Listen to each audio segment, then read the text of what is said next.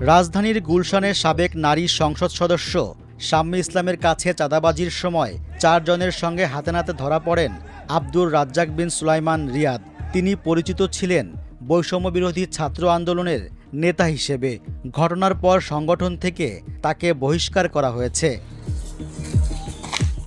রিয়াদের গ্রামের বাড়ি নোয়াখালীর সেনবাগে পাকা ভবন তৈরি করা হচ্ছে। প্রায় 2.5 মাস আগে ভবনটির নির্মাণ কাজ শুরু হয়েছে।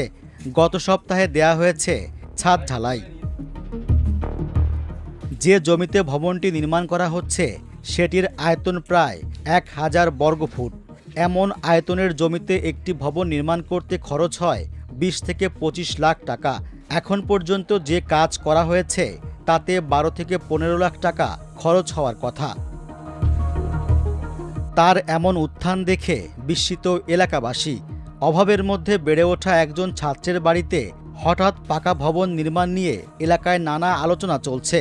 এর সঙ্গে নতুন মাত্রা পেয়েছে চাঁদাবাজির অভিযোগে রিয়াদের গ্রেপ্তারের ঘটনা। বাবার সম্পদের উর্বে ঘরটা দিছে, যা কিনা হয় না, বিল্ডিংটা শুধু ও নিজে করছে, ওর টাকা দিয়ে। 5 আগস্টের পর আঙ্গুল ফুলি কলা গাছ হয়ে গেছে, সে এখন সমন্বয় হয়েছে। ঠিক আছে, আমি কোটি টাকার মালিক। ঠিক আছে, বুঝুন, এবারে কোরবানি দিয়েছে 1 লক্ষ টাকা দিয়ে গরু কিনে কোরবান দিচ্ছে, কীভাবে সম্ভব? তবে রিয়াদের মায়ের দাবি, মানুষের কাছ থেকে সাহায্য সহযোগিতা নিয়ে তার স্বামীর আয়ের টাকায় ছেলেকে বিশ্ববিদ্যালয়ে ভর্তি করিয়েছেন। পাকা ভবন নির্মাণ করেছেন একটি এনজিও প্রতিষ্ঠান থেকে ঋণ এবং স্বামীর জমানো টাকা দিয়ে। ধার দেনাও করেছেন। বন্যাতে সার্ভান্টি নিয়েছে, আবার 50,000 টাকা আছে, আবার এই রিক্সা বাড়ি কিছু টাকা টুকা যে 2-3 বছর গুলা গেছে। বন্যাতে সব নিয়ে গেছে। আমি সবাই বাড়িতে ছিলাম, তো এখন দাঁড় করি আলত করি কিস্তি লই। আবার আমার বড় ছেলে মাছের ফিশারিতে কাজ করে, হেরে ধরি কিছু টাকা লই গরান দিচ্ছি। তিনি আরও জানান, তার 2 ছেলে ও 2 মেয়ে।